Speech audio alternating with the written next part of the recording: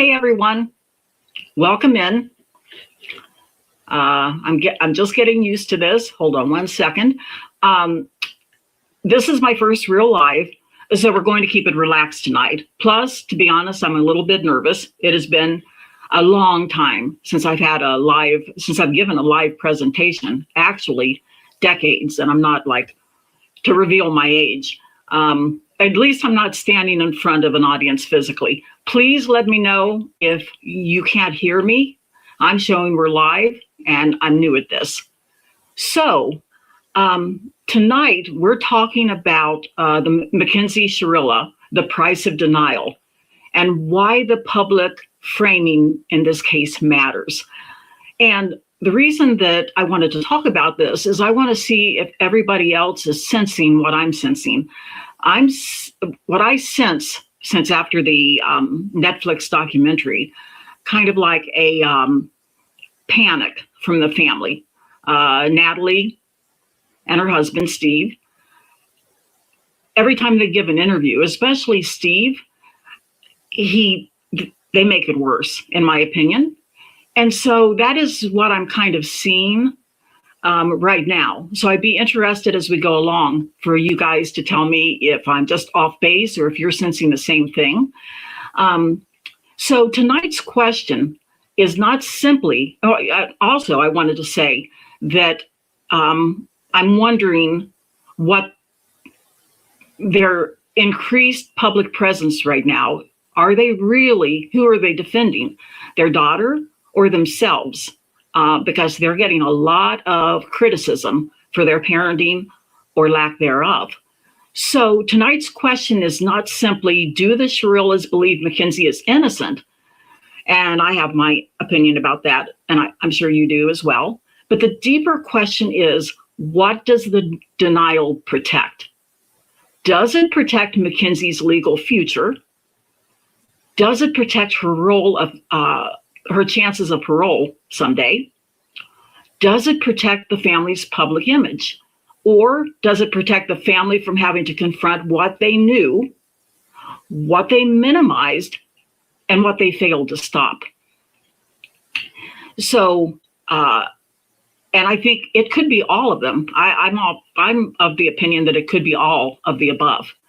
So the Shirillas may believe they are protecting Mackenzie by denying intent, but that very denial may be the very thing that hurts her long term, especially if accountability, remorse, insight, and rehabilitation ever becomes central to her future. And I want to say quick housekeeping before we get into the timeline and interviews. I do have just a couple short clips of Steve's interview on this one interview he had. So I want to tell you, and as you already know, if you're following me, I'm not a lawyer, and I'm not claiming to know what any parole board or court will do. And I'm also not a psychologist. My background is communication, and I'm analyzing the public narrative, the communication strategy, and the way the family's own words may be working against them. And if you'd like to support my channel more directly, channel memberships are open now. And I got behind on that because I thought they were open and I didn't actually make it live. So I apologize if anybody tried to sign up for a membership previous to this. There are 3 levels to choose from, depending on how involved you want to be, with perks like loyalty badges, polls, early access when available, even members only live streams when we go a lot deeper, when I can go a lot deeper for members only. And other members focus extras as I keep building that side of the channel. And super chats and super stickers, try to say that 20 times, are also available during the live if you want to support that way. But they are never expected. So watching, liking, commenting, and sharing already helps me so much. So I really appreciate that. So to set this up, we all watch, or most of us by now, watch the Netflix documentary. And it was for weeks and weeks and the #1 documentary. And we all have strong opinions about that. And Netflix, and Steve likes to in his interviews, blame Netflix in a way that, they talked really nice to him and everything. He said things to that effect, and that he had no idea that they were going to use some things and not the other things. I get that, but I don't want to be kind of cruel about this, but if I'm going to go be interviewed about something like that, I'm going to keep in mind what they might do, because they're in it for the money as well. And so when Steve made the comments about, smoking weed, he loves weed and, things like that, he lost his job. That's his real world consequence of that, because he lost his job as a teacher in a Catholic school. So I'm thinking, of course he lost his job because it's a Catholic school. But I think that Steve really doesn't think before he talks. So before he doesn't think it over. So these interviews, I just wanted to say, with Steve and Natalie, didn't happen in a vacuum.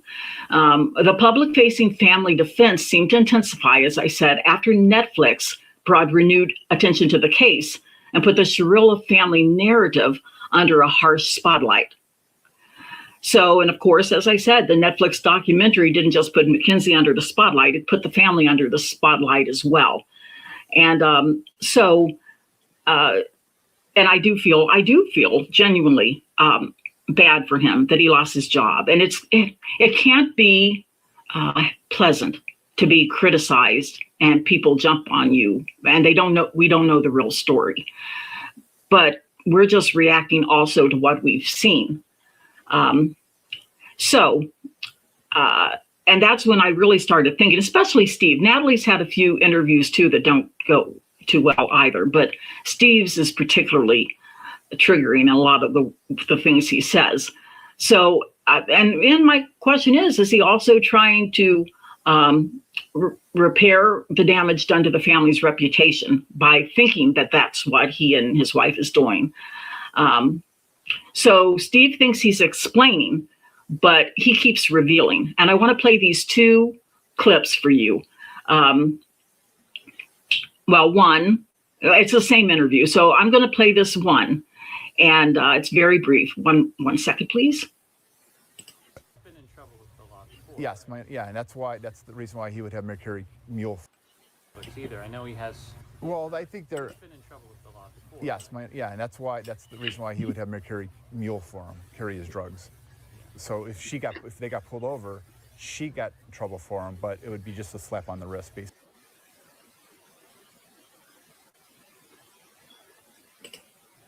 Okay, that's the first one. This is the same interview. He's trying to defend his daughter. And here's the second one in the same interview. Guns all over that kid's house. Okay. Where'd the guns come from? He bought them. I don't know. The reason I know he has guns because something was going on over there, and he took all the guns and threw them in my daughter's trunk. And I went into my daughter's trunk to get something, and in the trunk there was 10, 15 guns. Half of them were loaded. I had to. Oh my God. So that's how I know he has guns. Okay, so Steve, in the first one, he thinks that his explanation was there were guns, or the second clip actually, there were guns all over. That Mackenzie wouldn't have meant to kill him that way. She wasn't trying to kill him. If she would have, there were other ways. There were guns all over the house. And then he proceeds to tell us that there's guns that he found in his daughter's trunk full of guns because something was happening, probably something with the police in the neighborhood. And Dom threw them in her trunk. And then the other one was about, he even said she was a drug mule for Dom. And I keep coming back to this. She was 17 years old living with Dom. And he came, and now he doesn't say how he responded when he saw these things. I think he thinks he's defending his daughter somehow, but it makes them look worse as parents, because if that were most of us, we would say, you get your butt. and maybe stronger language, out of that situation. Come home because this is dangerous. We all know, I don't know if I'm supposed to say the D-R-U-G word.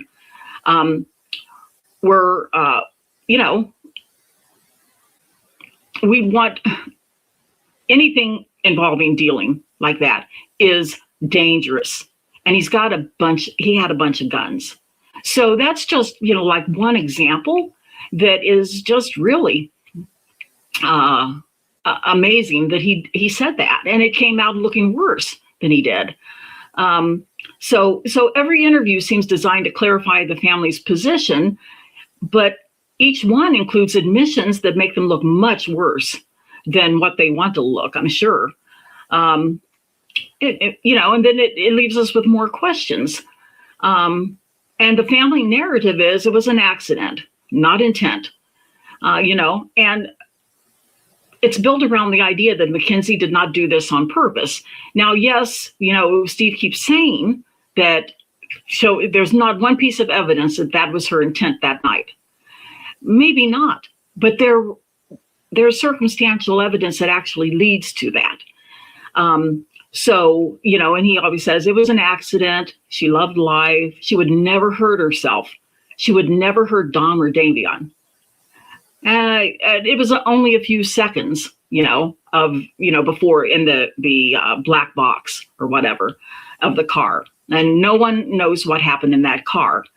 But everything that we have seen is like minimizing, in my opinion, minimizing what their daughter had done and what she got away with. And I kind of feel like I'm judging. I don't mean to do that because I'm very understanding in a lot of ways. But Natalie, in a recent interview with Chris Cuomo, which I'll be doing a live analysis of that soon, she says, well, they were together for 4 years. She loved Dom. She would never do that. 4 years ago, that was 13 when she started dating Dom.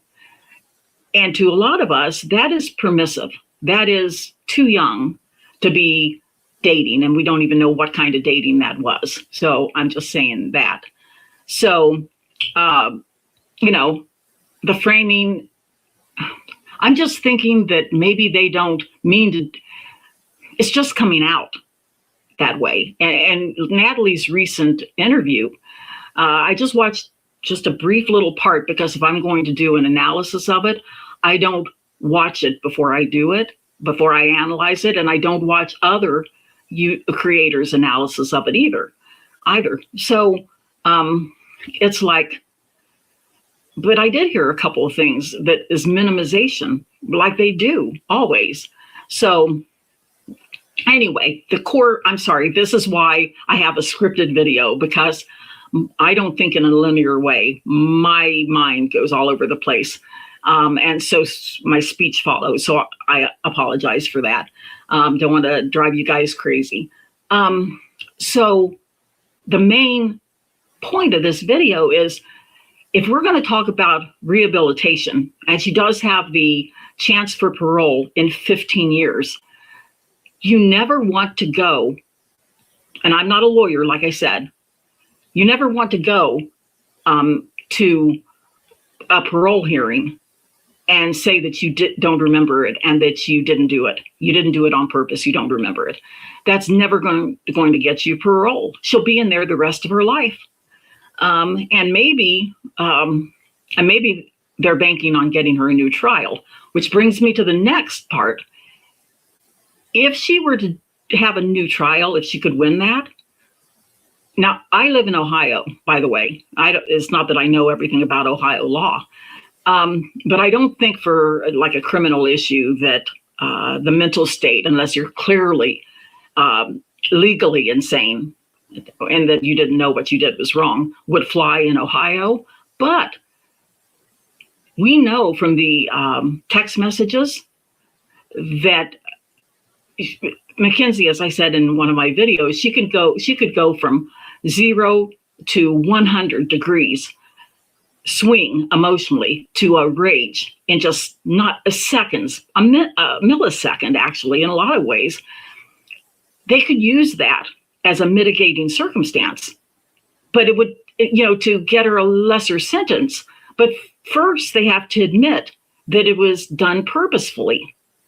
And I don't see that ever happening. I would hope it would, because otherwise, I don't really see any other way for this to play out. And also, as we know, Mackenzie has racked up, what is it, like 35, 40 something violations since she's been in prison already, which of course the prison she's in is a rehabilitation place. So it's not like a hard time prison. Not that I think she should, serve hard time or anything like that. But so to me, even if I didn't believe that I did it on purpose, I don't remember, but I know I wouldn't do it on purpose, I might still be tempted to say that I did so that I wouldn't serve so long. But as I understand it, the big problem is they went for a bench trial, and that is a mistake. I would never go for a bench trial. And so I just think I feel for the family, but I think what they're doing right now is hurting more than helping Mackenzie in the long run. That she's clearly still getting away with things in prison. And when she comes up for parole, they're going to deny parole. And then they're going to, she'll never get out of prison. If she has another trial, they're never going to, I don't think they'll ever use that as a mitigating circumstance at all to try to get her a lesser sentence. So it's kind of, they're trying to protect themselves. And yet we see from their permissive parenting, and yet we see how permissive that they've always been.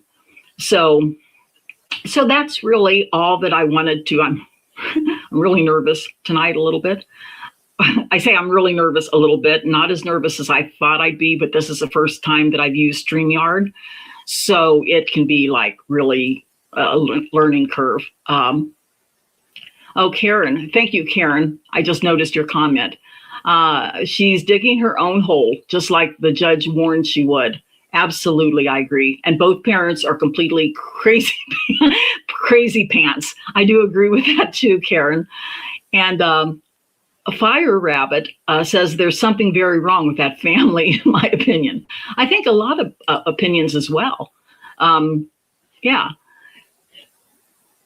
And, it's like, and I feel, like I said, I really do feel bad for them because I know they're hurting. You would want to support your child and love them no matter what, but what they're doing is not exactly helping. And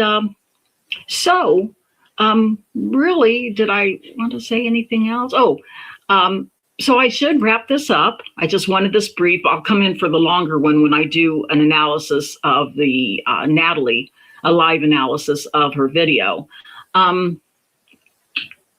Feel free, but as we wrap up, to ask any questions. You can ask anything about me if you're interested in anything, my background, who I am, or anything about that case or anything about other cases that I've covered and that I intend to cover. Now would be the time. Oh, I forgot, Natalie's fisticuffs. I see my notes here. Natalie's fisticuffs. A comment is like, well, that's great. Your daughter was having fist fights with teachers. So it's like, oh, thank you, Coffee Creek. She said, I'm doing great. And she's obsessed with the crash, as are we all. And I think that's why there's so many videos as well, doing from all different angles, because there's a lot of angles that you can take with that, and I think it's a study in, what to say when you're public like that. Like, they may have already hired a PR firm because they might have reined it in a little bit. I noticed in the small part that I saw in the Chris Cuomo interview, she was really framing things to the positive way. And it kind of reminded me of what a PR firm would get on board and say, you need to start doing this. Maybe they need to rein in Chris next, or not Chris, Steve next. So, yeah. And so while we're on the subject, what Coffee Creek, you said you're obsessed with the crash. I assume that you've watched a lot of videos on the, yeah, and you did. And she answered. She did it. Yep, exactly. Yeah, and sometimes I'm on the fence because I try to be fair. And in my videos, I think, because I script them, because, like I said, if I'd run off to the mouth, you guys would be all kinds of like, she's confusing me. But I try to be fair, and I'm really like not emotional during my videos, or not emotional in life either, but I am very sensitive. And so it does. I hate to see somebody suffer, but I don't want to punish people necessarily, but I do believe that you can have compassion and still expect accountability. So it doesn't sit well with me when nobody is taking accountability. The family isn't, Mackenzie isn't, and yes, Coffee Creek, rest in peace, Dom and Davion. I probably am saying that wrong. Coffee Creek has watched a ton of the videos on the crash, but the Hulu one, there's a Hulu documentary? I only saw the one on Netflix. If there is on Hulu, I'm going to start watching it. Yeah. Oh, you know what? Was that Hulu one, the Mean Girls documentary or something like that? That's actually on ID. I did watch that. So, yeah, absolutely. And yeah. But yeah, I'm going to dig into it a little bit more. I did get a little bit not sidetracked, but decided to do a little bit on the maternal instinct one. And this is kind of sidetracked about me, but about 20, 30 years ago, oh my gosh, I'm getting old. There was a similar case in this town that I live in where a woman pretended to be pregnant and had set up something with this other pregnant girl. They met in Walmart. And they were talking about baby stuff and what your due date is. And now I'm going, oh my gosh, all pregnant women do that. So because they do. So you would never think that this was for evil. And the same thing happened in the town. And the baby lived, thank God. But it does happen. So let's see the comments here. Ms. T7, there are 4 documentaries on this? Oh my gosh, where have I been? Are they, what streaming platforms are they on? Do you know offhand? I'd want to see them. I can't believe I've missed it. Wow. I'll definitely have to look those up. And just so you guys know, I don't talk at all about myself in my videos, but just a little bit about me. Oh, thank you, Ms. T. She's going to list the documentaries for me. Thank you very much. About me, I work, I'm 65 years old.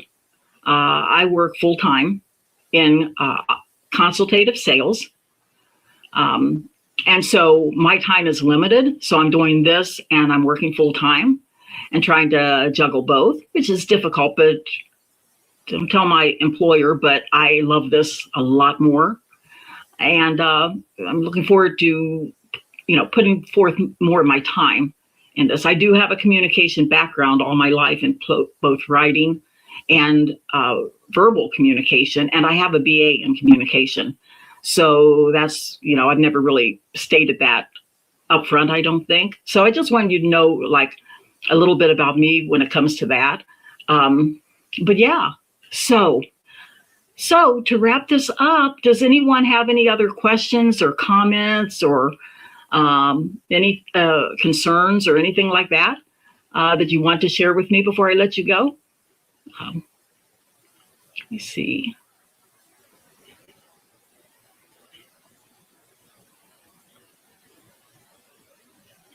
Okay, so I want to thank everybody. Okay, Under the Influence. Oh, Under the Influence. This is from Ms. T. Under the Influence is season 2, episode 7 of Mean Girl Murders. Okay, thank you, Ms. T. I did see that one. My friend that I told her about this, she had texted me and she said, I'd never watched the Mean Girls series at all, and I watched it for that. Under the Influence, okay, and she's getting the rest. Yeah, that is great. Yeah. And let's see.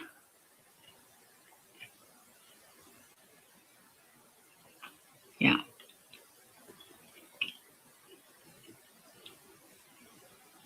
Yeah, I had no idea. She's getting them for me. I had no idea there were other documentaries other than Mean Girls and Netflix. And I don't know what else is out there, but this is great. So if nobody has anything else, I will wrap up. You can leave your comments in the comment section. I read them all, by the way, and I try to respond to all of them as well. The reception that I've gotten from my viewers is just phenomenal, and I really appreciate it. I can't tell you how much I appreciate it. It really warms my heart, and I'm glad that I'm able to help people as well with communication strategies and framing, which, by the way, now I'm just talking off the cuff. Oh, thank you, Karen. Karen, not a Karen, 64. Thank you, Karen. She's saying you're doing a great job. Thank you. Glad you're here on YouTube. Thank you so much. Yeah, I forgot what I was going to say. That makes me feel good. Oh, I know. I've said this in other videos, but when I talk about framing, it's not a bad thing. We all frame. But if you tell somebody a story about something that happened to you, you're going to frame it. Usually, you're going to frame it in a way that makes you look the best, which is why the old saw that goes, there's 3 sides to every story: his side, my side, your side, and then the truth. And that's why. But documentaries frame, news frames, because we wouldn't be able to tell a story if we didn't frame. So it's just really picking what to stress. I'm framing this video now, this live stream. It's what to stress. I always put a dividing line down: ethical framing. I try to be fair. And that's not always the case with certain kinds of frames, when you're only cherry picking the part that is the best to make that person look horrible. That is not good. So Ms. T said the other one, Murder on Wheels Killer Cases, season 4. I did not, that's on A&E. Thank you, Ms. T. I'll have to check that out. Yeah, I didn't even know about that. So anyway, I'll stop rambling. I'm going to wrap this up. Please, Ms. T, thank you so much, everybody, all the commenters, everybody that tuned in tonight. I really appreciate you, and know that there's lots more coming from me. And I just appreciate you so much. So, Dr. Insanity is on. So Dr. Insanity, apparently, you guys, as another documentary. Thank you, Ms. T, Dr. Insanity. Wow. Now you've given me an entire watch list, Ms. T. Thank you. That'll inform some of my other videos as well. Okay, guys, on that note, I'm going to wrap it up. Again, thank you so much. And I look forward to having more live streams. Details above. So have a great evening, rest of your evening, Sunday evening, and I'll see you next time. And I look forward to more live streams. Thank you so much. Bye.